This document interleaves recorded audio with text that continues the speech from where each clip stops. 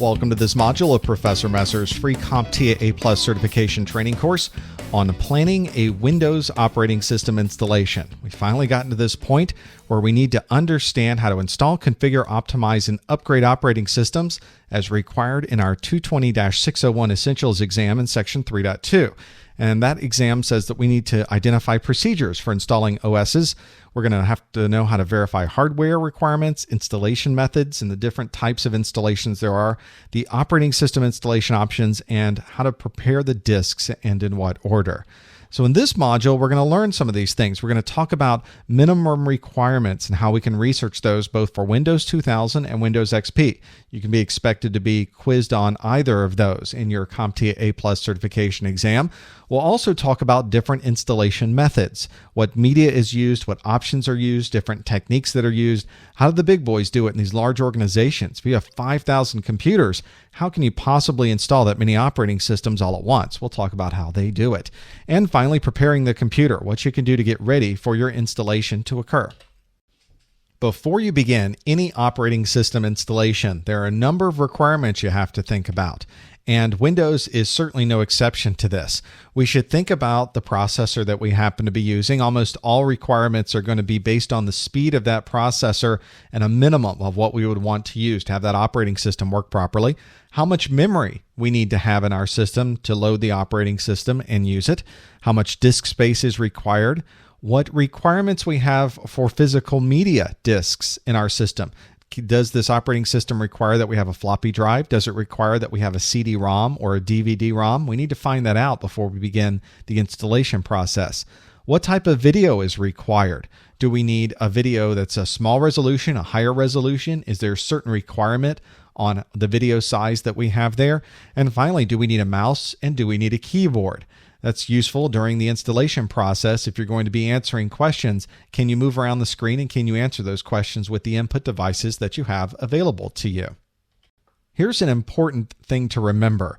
There is a big difference between what is the minimum requirements and what is the recommended requirements. And so most operating system manufacturers these days will tell you the bare minimum that you can use to install this operating system are these things. But they'll also tell you you probably don't want to run with that. If you want to do anything useful with this operating system, you'll want to use these recommended settings. And so you'll see when you start loading up operating systems and looking at requirements for hardware, and you'll see that there is a very big difference between what is minimum and what is recommended. Almost always we'll want to go with what's recommended. Let's talk about installing Windows 2000 first. There are a number of different Windows 2000 versions that are available out there. One is Windows 2000 Professional. This is the one that we're going to use a lot in our operating systems here because that's really designed for the desktops. That's the main emphasis of the CompTIA A+ exam. Other large organizations will also have Windows 2000 Server. These are the entry-level server environments that you'll see people loaded up. It might be a web server or a database server, but very common to see that used. In very large environments where you have something called Windows domains, which are large methods of managing large groups of people, it's something called Windows 2000 Advanced Server that allows you to interact with some of these larger environments for enterprise type services like domain services. And for very, very large integrations, there's something called Windows 2000 Data Center Server. That's very specialized. You don't see that very often, but in environments that are very large data centers, that comes in very handy for them for providing some fault tolerance and redundancy capabilities. We're going to focus primarily on Windows 2000 Professional. And as I mentioned before, there are minimum requirements and there are recommended requirements. The minimum requirements for Windows 2000 is that you have a Pentium 133 although Windows and Microsoft recommends that you have a Pentium 2 or higher. Now, if you think back, we had a video that talked about the differences in the processors through the years. And this is a very dry topic because we're really looking at the history of processors. And you may have wondered as you're going through that video, why am I learning about the Pentium 3 and the Pentium 2 and why they're different? Well, here's a good example of why we talk about those things because there are some differences between the Pentium 133 and the Pentium 2. And you'll notice that a minimum Pentium 133, but you're going to want to have something better to install Windows 2000 on eventually. The very minimum Windows 2000 needs to install is a 64 meg of RAM, but recommended is that you have at least 128. Free disk space, only 650 meg, but Microsoft recognizes once you have the operating system running, you'll probably want to do something with it, and it says you'll want probably a minimum of 2 gig of hard drive space. You'll need a floppy drive at a bare minimum. Windows 2000 does ship on all floppies if that's something you need. Hardly anybody does that anymore. Almost everybody has a CD-ROM in their environment. That's what we're going to use here. And we will install Windows 2000 from a CD-ROM. Much faster and much easier to use than floppy disks. A very bare minimum of video is VGA. 640 by 480 is the resolution for that we need for a minimum configuration in Windows 2000. But recommended, Microsoft really says you should really do SVGA or higher, which is 800 by 600. And notice the minimum configurations for input devices for both Windows 2000 as a minimum and a recommended keyboard. Microsoft says, oh, you really need a keyboard. But I found the installation process, especially in the more graphical views, it's a lot easier to move around if you happen to have a mouse available as well. Windows 2000 was a great operating system for its time, but these days most people are wanting to install Windows XP. So one of the first questions you have to ask is, which Windows XP would you like to install? There's quite a few. There's a Windows XP Home Edition, there's Professional, Media Center, Tablet PC, 64-bit, and Professional x64 editions. Now each one of these is the basic Windows XP foundation, but they're customized for different purposes. You can think that the Home Edition and the Media Center edition are really for the consumer environment. The operating system that you find most in the corporate world and on other people's desktops is the Windows XP Professional. And once you get into very specialized environments like tablet PCs or 64-bit processors, you start to see some of these other more specialized versions of Windows XP. For the purposes of what we're talking about, let's just talk about Windows XP Professional, which is the version that we would run on our desktop. Fortunately, Microsoft has simplified the minimum and the recommended requirements for Windows XP. So we can see that the minimum processor that you can run XP on is 233 megahertz, although Microsoft recommends that you have one running at least 300 megahertz or higher. At this point, you'll notice that we're talking about the speed of the processor itself. We're not talking about a Pentium 2 or a Pentium 3, and that's because Windows XP could run with an AMD platform, and that one doesn't have a Pentium equivalent other than the speed itself. And that's why Microsoft has said, just have 233 megahertz at a bare minimum and 300 if you want to do anything better than that. The memory requirements, very similar to what we saw before. 64 meg of RAM is required to run Windows XP Professional, but 128 meg of RAM at a bare or as a recommended amount. And you'll find once you start using Windows XP, if you want to run any programs whatsoever, you're going to want to have that 128 meg of RAM available. Now, the other 4 requirements here are exactly the same, whether you're at a minimum or recommended. You'll want 1.5 gig of hard drive space, gigabytes of hard drive space available on your system to load Windows XP. You'll need a CD-ROM or DVD-ROM drive in order to install this. This does not ship on floppy disks. Those days are over. We also need a minimum of an 800 by 600 video screen because a number of the screens in Windows XP need at least that much resolution to be able to see what's going on. And if you want to do this right, get a mouse and a keyboard so that you can run through the entire installation process and use the operating system to its fullest. We talked earlier about different installation types that are available to you. Now, when you're installing, you'll get an option in these Windows packages of the type of installation that you would like to do. One that's at the very top, and most people choose, is the typical installation. This includes the normal things that you would need in your system to operate. Nothing beyond the details of what you need. It doesn't install everything. It just installs what you need to have a normal installation. That's a desktop type computer running in a normal environment. Now, if you're somebody who likes to have everything loaded up right out of the gate so that you never have to keep that CD around, just in case you happen to load something new up, you can do a full installation where every single component is installed. The only downside to this is that it uses some additional hard drive space. And if you've got some to spare, that can certainly help you down the road. If you happen to misplace that CD, at least you have everything already installed on the hard drive. You'll never have to go back to that CD. If you want the very basic, maybe the hard drive that you have in your system is not very big, you just need enough to get running, there is a minimum installation type that only loads the bare essentials up for you. And you even have the option to do a custom configuration. I want a little bit of this. I don't want any of the games. I'd like some of the workflow pieces. I would like to load WordPad. I would not want to load Paint. You've got some customization where you get to decide what part of the operating systems you want to have.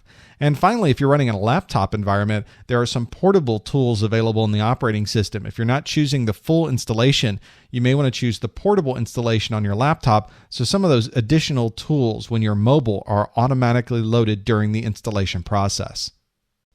We were talking earlier about installation media and where you can install the operating systems from. Now, floppy disks is one that's not used really anymore. Floppy disks only hold so much, and these days it's hard to find newer systems that even have a floppy disk drive on them.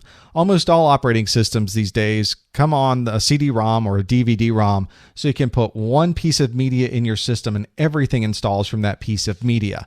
Many people are also finding that they're able to load the operating system itself on a USB key, and many of the newer computers will boot from a USB drive so that you don't have to carry around a big CD-ROM. You just slide your USB key in, and if you're somebody doing a lot of these, that can save you quite a bit of time, and if you're traveling a lot, it certainly takes up a lot less space.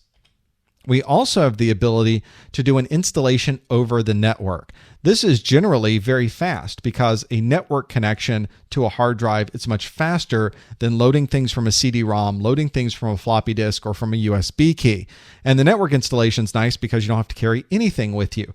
You log on, you sit down at a system, you start up perhaps with a boot USB or a boot floppy drive or a boot CD-ROM, and it just goes out to the network drive to install everything you happen to need. You also have the ability to do something called drive imaging. This is done a lot in environments where they have hundreds and hundreds of computers. What you're doing is creating a perfect configuration of your installation of your operating system, and then you're locking it down. You're creating an image of it. You're taking a photocopy of it, if you will. We're taking everything on the hard drive and making a copy of it that we can then duplicate on every other computer we happen to have. Now, it's not always the best thing because you have to make sure if you're taking it from one system that you're putting it on a system with exactly the same hardware configuration and exactly the same setup that you would like to use. This is usually something they've got these standardized processes in place so that you can start up the duplication process, customize a few things, capture it, and then afterwards there are a number of things that you have to change and update. So it's not foolproof and it's not completely hands-off, but if you've got hundreds of systems to duplicate, that's one easy way to do it because it's really imaging one after the other, and it's very specialized third-party software that allows you to do that. During the installation process itself, there's some options available to you that you need to keep in mind. Before you even begin, you need to understand how the network configuration is going to be for this system. What is the name of the computer that you're installing this operating system on? Most large environments have a naming convention that's used to identify that particular system. There's also going to be something in Windows called a Windows workgroup or a Windows domain. The Windows workgroup is used in smaller businesses and smaller environments. Windows domains are used in very large enterprises when they need to manage everybody's computer from a central place. So before you begin the installation, make sure you know what the name of this device is, and is it going to be part of the domain or is it going to exist in a work group? And if so, what is the name of that domain or that work group that it will participate in? We also need to know during the installation process the type of file system that we're going to use. If this operating system is going to coexist on the exact same hard drive with other operating systems, we may want to choose something that's more generic, like a FAT or a FAT32. We'll talk more about file systems in a later video. The Windows file system is called NTFS, and that NT file system is one that's used very much by Windows. It actually enables a lot of additional security capabilities in Windows, and if that system is only going to run Windows, for the most part, NTFS is your best bet. There's also options available for dual booting. And sometimes this is useful if you're going to have a system that's going to start up in Windows 95, Windows 98, Windows XP, Windows NT, and you want to have all of those running on the same system. Now you can run these on the same hard drive in the same partition even if you would like to. Windows will support that, but it can be a little squirrely to support on somebody's normal system. For sanity's sake, you may want to set up separate partitions to actually have these separate operating systems. And since they're on separate partitions, you can also have separate file systems set up for a number of these pieces. So the idea of partitioning out and loading up different systems, we're also going to talk about in a different video. If you've installed an operating system before, you've probably installed it from a CD-ROM, you've slid it into your laptop or your desktop, and you've installed from this boot media. So you've plugged a floppy in, you've plugged your CD-ROM in there, and you've just started it up if your BIOS will support booting from that CD-ROM. And that's how most people do an interactive installation of an operating system. We're going to do one in a future video where we're just going to step through the operating system installation itself. But that's not the only way that you can install an operating system. You could do something called an unattended installation. This is using a file called unattend.txt. If you've done an installation before an operating system, you know it asks you a lot of questions. What username would you like to have on here? What password will the administrator have? What work group will this be a part of? Or what domain will this be a part of? What type of keyboard? What time zone are you in? What if you could answer all of those questions prior to the installation and just have the installation go without you having to touch a thing? That's the idea behind the unattended installation. And if you're doing a large number of installations, this can be really useful because you can push out an install to take place and nobody has to answer a thing. It does the installation of the entire operating system, reboots the machine, and you're done. And it's a lot used a lot, very useful environments where you have a lot lined up that you need to do in a short period of time, or if it's something that you'd like to standardize on, and these standard questions will be there. You never have to worry about anybody changing them during the installation process. You've also got the ability to install the operating system remotely. This is built into Windows. Microsoft realized early on that if you're going to deploy this operating system in many different environments, even over long distances, you may require that you'll have to do the installation remotely. And in that case, there are a number of tools that Microsoft provides, not only the unattended piece of it, but some other remote installation tasks that will have that system reboot, connect to your Windows operating system installation CD in a different location, and allow it to install the files that it needs. So that's used a lot in very large environments, but it can be very useful, especially if you don't want to hop on a plane, travel to another city, stay there for a bunch of days while your operating systems are installed in a bunch of different computers, and then fly home. What if you could do it all from your desk? That's exactly what the remote installation is for. Microsoft also includes this capability called SysPrep. If you've ever pulled a computer out of the box for the very first time and turned it on and it starts up Windows, you'll notice that it starts up this standard process every time. It asks for your name and then it goes through a standard set of things behind the scenes. It may have even answered some questions for you. That's what SysPrep does. You can set up a machine exactly the way you'd like it, and then you can package it up as if you were fresh out of the box and put that image on another machine. When it starts up, it has the exact same configurations you would like for that machine, but maybe ask the user for their username itself, or maybe ask the user to put in what time zone they happen to be in. Everything else you've already predefined and it installs for you. So it's a very clean installation and it helps you create these exact duplicates, but it still allows your end users the ability to configure and customize different things specific to them. If you want to know more about SysPrep, it's a little bit outside the scope of the A+ exam, but you need to know that SysPrep exists. If you'd like to know how it works, feel free to Google SysPrep out on Microsoft's site. You'll find a lot of information on how you can take advantage of using that and some drive imaging technology to deploy your Microsoft operating systems across large areas. So we've chosen an operating system, we've looked through the requirements, we understand exactly how we'd like to install it. Now let's prepare the computer for what's next. The first thing we need to do is look to see if the hardware that we have in our system is going to work. Do we have enough memory? Do we have enough hard drive is important. But what if we have a special video card? What if our printer, we want to know if our printer is going to work once we do this operating system installation. So we can go to something called a hardware compatibility list for Microsoft. And they have this out on their website, microsoft.com/WHDC hcl. That's the Windows Hardware Developer Central, the hardware compatibility list. And so this will list out for you every piece of hardware that Microsoft knows will work with that version of operating system that you'd like to install. So if you ever want to know if that printer is going to work once you install the OS, this is the place that's going to tell you. You also need to prepare the hard drive. You may need to partition or format the hard drive, and sometimes you have to do this prior to the installation, or part of the installation process itself includes the ability to partition or format the hard drive. Now, the reason that you might want to do this prior to doing the operating system installation is, well, you may just want to be sure the drive is completely clean prior to doing the operating system update or installation. Some file systems, though, aren't recognized by Microsoft Windows. And when Microsoft Windows starts the install, it may say, I don't understand what's there. We may not be able to delete it. We may not be able to change it. And you may not be able to install anything along with it. So you probably want to go in before that and go ahead and remove everything that's there or change the file systems that's on that hard drive to something that Windows can recognize. So that process, again, something we'll see during the installation when we do it ourselves, but the partition may be a kind, especially if you're working on systems like me where you're loading all kinds of different operating systems and file types, may be better just to delete everything prior to installing that new operating system, just to make sure we're starting with a clean slate. In review, we've now gone through understanding everything we need to know about minimum requirements before we even start installing the operating system. We've looked at some different installation methods, installing from the CD, installing across the network, using sysprep to be able to clone things and have an out-of-the-box experience for the end user. And we've also talked about looking at our hardware compatibility lists and understanding how to prepare that hard drive prior to doing any type of operating system installation.